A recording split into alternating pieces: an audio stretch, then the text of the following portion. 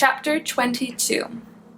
9 days into our long march, or was it 10, I found myself walking next to another boy about my age. His face was red and his eyes were half shut, and he staggered with each step. He was about as close to a Mussulman as you can get without actually being one, without crumpling to the ground and not being able to get up again. He almost swayed into me, so I picked up my pace and got ahead of him. I couldn't stop thinking about him, though. He reminded me of Fred, sick in his bed and not able to get up and work. Fred, who had been such a friend to me when I had so desperately wanted one, needed one at Auschwitz. I kept looking back at the boy, watching him weave through the shuffling lines. Once he stumbled and fell, only climbing back to his feet after a struggle. Very soon now he would be at the back of the lines where the SS and their pistols waited. I couldn't help it. I had to go back to him. I slowed down until we were alongside each other. "Hey," I said, "hey, you have to walk faster." The boy said nothing. There was no life in his eyes. No hint that he'd even heard me. I grabbed his arm. "Hey, listen to me. Just one more day. Yes, you can make it one more day, and then you can sleep tonight and start tomorrow fresh. You just have to keep walking." The boy tripped and stumbled into me, and I caught him. I propped him up under his shoulder, letting him lean on me, but he never broke away. Perhaps his body knew that if he let go, he would fall again. He slumped against me, and suddenly I was carrying half the boy's weight. He wasn't really heavy, none of us were anymore, but I was already so weak and tired from the march and from eating my bread sparingly that I barely had the strength to carry myself. Within just a few meters, I stumbled under the weight of him, but I didn't let go. What was I doing? Had I gone crazy? Uncle Mosh should be scolding me right now. I could hear it. I could hear his voice. "We only have one purpose now. Survive. Survive at all costs, Yannick." Each step I took was harder than the last. Why was I wasting my energy carrying along a sick boy who would most likely be dead before we got to Schauhausen? I hadn't thought this through, and now here I was holding the boy up. I should let him go, I thought over and over. Let him make his own way. I should save myself. That was how you survived the camps. You saved yourself. No one else was going to do it for you. But this boy had a face. He had a name too, though I didn't know it. He had a mother and father, probably dead now, but he had a family. A home somewhere. He could have been me. He could have been Yannick Gruner, son of Oscar and Mina, of 20 Krakuska Street, Podgorze, Krakow. If it were me, wouldn't I want someone to help me? Even if I was out of my mind with hunger and exhaustion, wouldn't I want the boy who was helping me to stay there under my arm to help me just a little farther along the way? Surely somebody else had to feel the same way. If I could just find someone to help me. If we shared the load, we would all make it, even this nameless boy. "Please," I said to the man nearest me, "please help me." The man heard me, but he wouldn't look at me. Instead, he picked up his pace and left us behind. "Just help me carry him," I begged another man. "Don't be a fool," the man said, and he too moved away. "Leave him," another prisoner told me. "He's going to die anyway," said another. "Let him go, or he'll take you with him." Crack! I jumped. Somewhere behind us, another prisoner had fallen too far behind, and the Nazis had shot him. They would shoot me too if we fell behind, even though I wasn't the sick one. Why wouldn't someone help us? It didn't have to be this way, every man for himself. If we all helped one another, if we became one another's family now, when all of our real families had been taken from us, we could be stronger. More of us could survive. But too many of them thought like Uncle Mosh. Too many of them would only look out for themselves. I wanted to yell at them, argue with them, but I was too tired. It wouldn't do any good anyway. I was right, but so were they, in their way. The only person you could trust in the camps was yourself. I should never have helped this boy, I knew that, but now that I was helping him, I refused to let him go. I was becoming stubborn now that I was 16. I walked along, giving the nameless boy all the energy I could spare.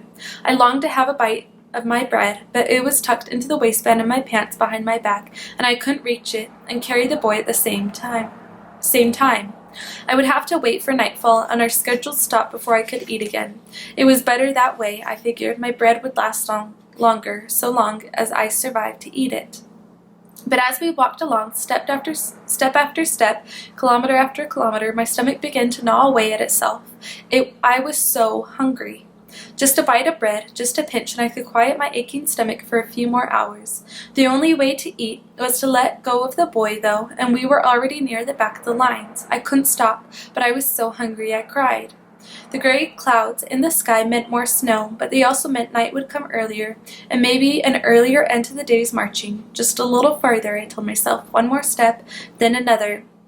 If I fell, it would be hard for me to get back up again, and impossible for me to lift the boy. If I dropped him now, all this torture would have been for nothing, and that seemed worse than having helped him to begin with.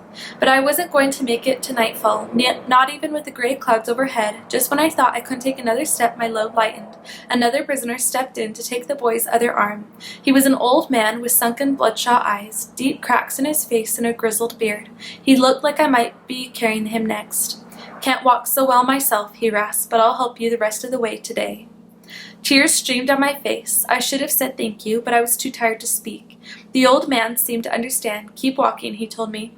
We walked along in silence the rest of the evening, the only sounds the crunch of the frozen mud beneath our feet and the crack of the capos' whips. I tried to block out everything else and focused on putting one foot in front of the other. It was still a struggle to carry the boy, but with someone else to help, I was rejuvenated.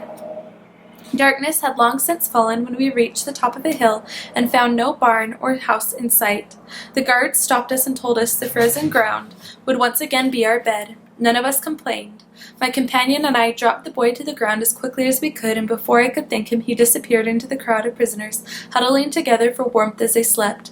I stood over the boy a moment longer, wondering what his name was and if he would even survive the night. His breath was ragged and his body barely moved. Had I used up all that energy for nothing? Before I could sleep, I had to eat. I reached for what was left of my half loaf of bread tucked into my pants, but it wasn't there. In a panic, I patted all around my waistline, even checking to see if it had slid down inside my pants. I was so cold.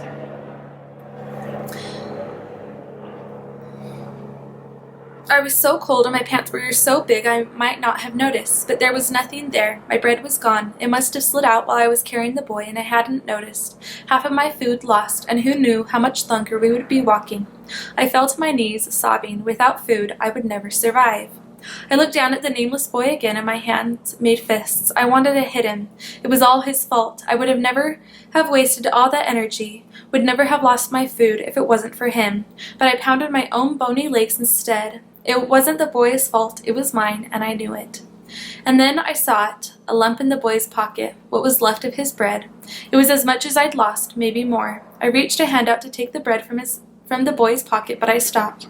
Had it come to this? Was I so desperate to survive that I would steal bread from a sick boy? I quickly moved behind the boy and nestled in close so we could keep each other warm in the night. But as I lay there under the starless black sky, my stomach moaning, or was it me moaning, all I could think about was that bit of bread. So little, I might have left it on my plate after dinner once. A long time ago, before the war, but now that little bit of bread was everything. It was a difference between life and death. He's sick, I told myself. He's mostly dead already. He's a Muslim.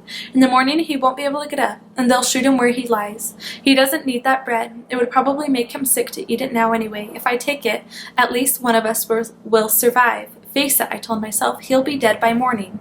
Still, I couldn't take it, not when I could feel him breathing, not when I could feel his heart beating in his bony chest. He might die by morning, probably would, but I could wait until then. I would not steal bread from another living prisoner. Instead, I closed my eyes and hoped that sleep would at least let me forget my hunger for a few hours.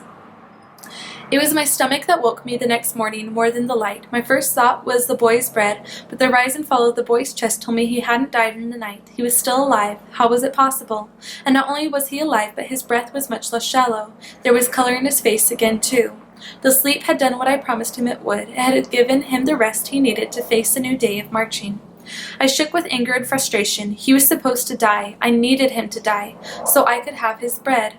I closed my eyes. What was I thinking? I wouldn't steal bread from a living boy, but I would wish death on him so that I could take it without guilt. What were the camps doing to me? What had the Nazis turned me into? Faced with two evils, stealing from a living boy or wishing him dead to take his food guilt-free, I realized I could more easily have the sin of stealing on my conscience. I needed that bread to live, and I was going to take it. The boy owed me, after all. He was alive only because I had helped him. Slowly, my hand shaking, I reached around the nameless boy for the bread sticking out of his pocket. I touched it. I had it in my fingers when the boy's eyes opened wide and he stared. "Hey, what are you doing?" he said. I yanked my hand back. "Nothing. I was just trying to see if you were still alive." The boy pushed the bread farther down into his pocket. "Well, I am," the boy told me. He pushed himself to his feet. Wait, I said, I'm the one who helped you yesterday. I started to say, but without so much as a thank you, the boy staggered away to join the march.